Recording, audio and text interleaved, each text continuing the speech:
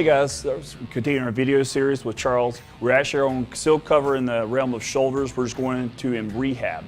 There's 3 different techniques I want to show that are really key points. A lot of these are be used in, especially if you're warming up before getting ready for like upper body movement like chest. This is really good, real functional movements to do to really keep the rotator cuff strong, okay? The first one I'm gonna have Charles do is just we're gonna do with the single band here. And actually he's gonna come up simulating almost like a side lateral and almost like a front raise at the same time. The reason why it's both is because we're getting tension both from the band from going out as well as coming up. Okay, go ahead Charles, show. And we're gonna focus on keeping it slow, but we're controlling the tension both ways. We don't wanna relax it, we wanna keep it. So that way it's really, keep it focused on the shoulder itself. A lot of times people have a tendency sometimes too, whenever we're doing dumbbell work, we have points of where we relax. We don't want to relax here. We want to keep this always on tension on this, okay? And this is a great warm-up for those of you who have issues with AC joints or anything like rotator cuff injuries. This is perfect for you. All right, give a few more, Charles. Give me 3 more. 2 more. And 1 more.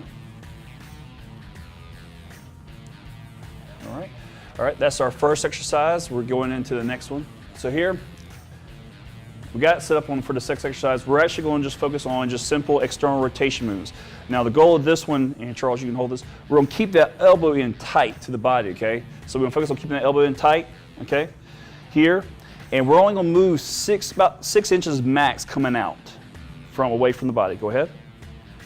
Perfect, hold tension, still controlling tension both ways. We don't want to relax it, we want to keep tension on.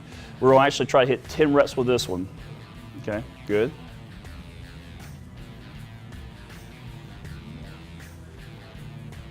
This is actually focused on, for rotator cuff muscles, this is going to be focusing more on the infraspinatus and even the teres minor muscles. Okay.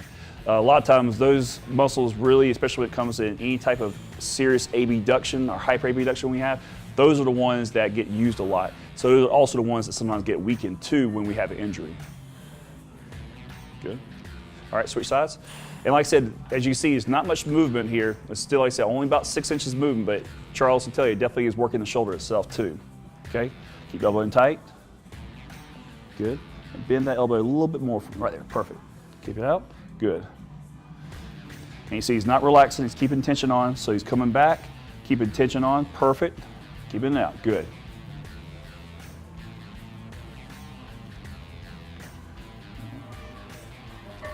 Good.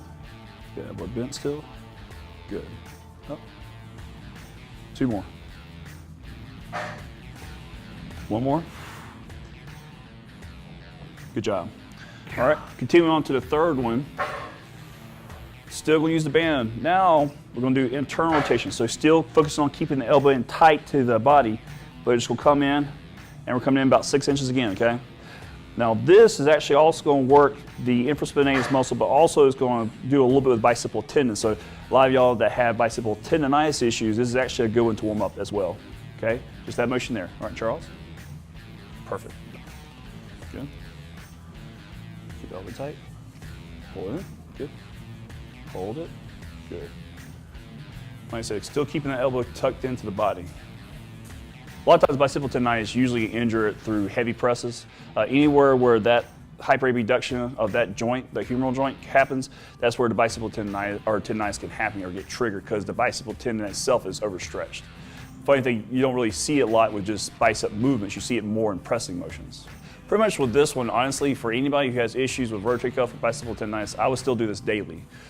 Hitting at least about 2 to 3 sets of about 20 reps and still like keeping, like say, light. You don't want much tension, you want enough control in it to keep that tension on the actual shoulder itself. All right, switch.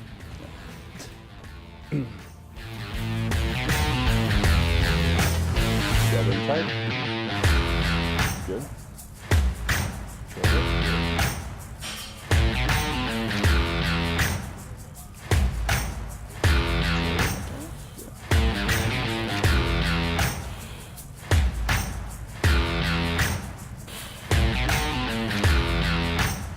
More.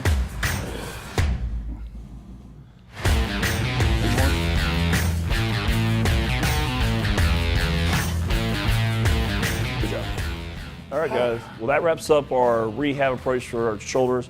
This is the 3 exercises we involve, and this, like I said, this is actually what I highly recommend for anybody who has rotator cuff injuries or even bicipital tendonitis.